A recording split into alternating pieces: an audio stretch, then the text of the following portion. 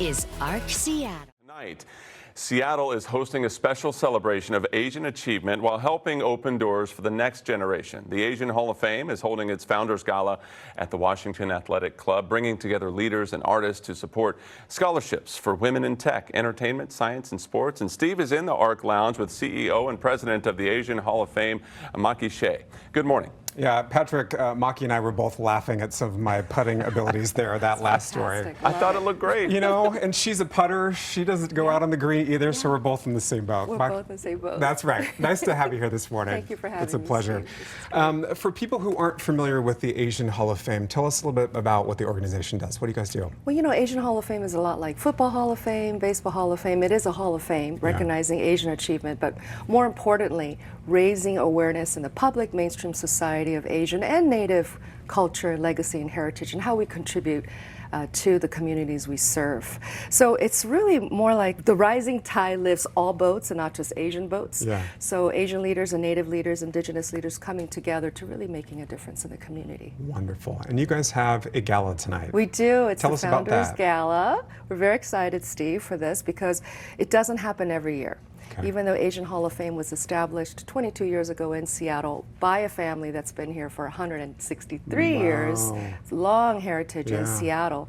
When I started as a CEO, I recognized that we really needed to be closer to the inductees that we're serving. That led us to move the headquarters and operations to Los Angeles.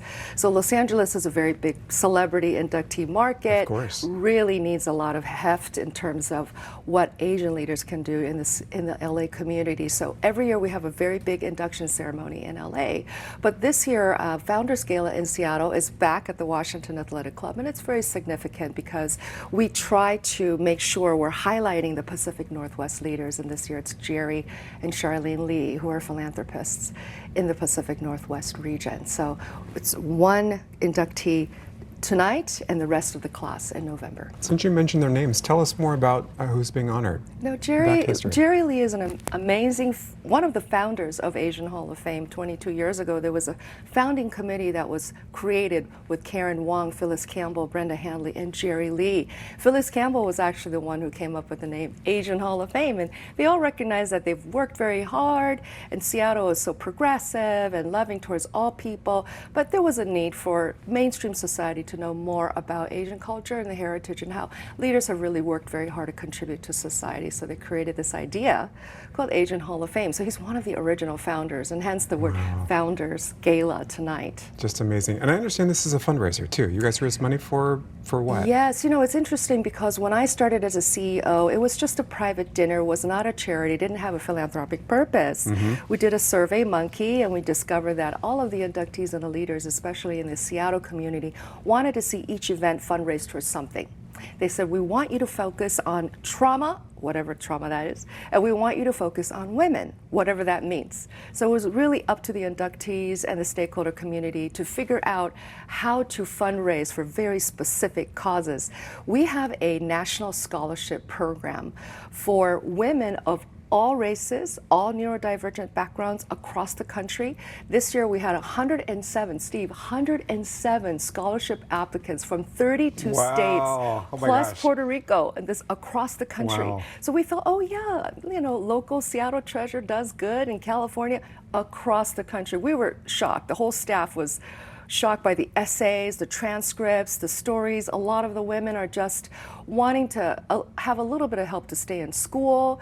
They're overcoming things, some of them teenage pregnancy, some of them overcoming being unhoused. A lot of them are living at or below the poverty line with their families. Some of them have had traumatic things happen, such as a parent passed away and they now had to work full time to support their siblings. So a lot of touching stories. We're all crying in the office. I can imagine. Amazing. And tonight, 3 are going to be honored with plaques and an opportunity to speak to the press at the red carpet and receive the award check. What a tremendous moment for them. Yes. I know we mentioned this in the top, but I wanted to ask you a little bit more about this program. Women in Tech, Entertainment, Science, Sports program and the opportunities that it provides. Tell us a little bit more about those opportunities. It originally started as Women in Tech because Seattle is very famous for tech. Of There are course. a lot of tech companies, so we thought Women in Tech, and that should be enough. And it just started to get bigger and bigger and include more industries that Global Council and Sue Taylor, Sunita Lontower are the chairs of this particular pillar, felt that there are a lot of women who are really struggling to thrive in traditionally male-dominated industries, and they needed more help, more exposure, and frankly, actually, it's not just about the scholarship money, it's the confidence that they're on the right path and that we're all here to support them. So the Women in Tech, Entertainment, Science, and Sports, this particular pillar, we have 4, but this particular pillar really focuses on mentorship, scholarship, education. Some people need technical grants like laptops. Some people need transportation.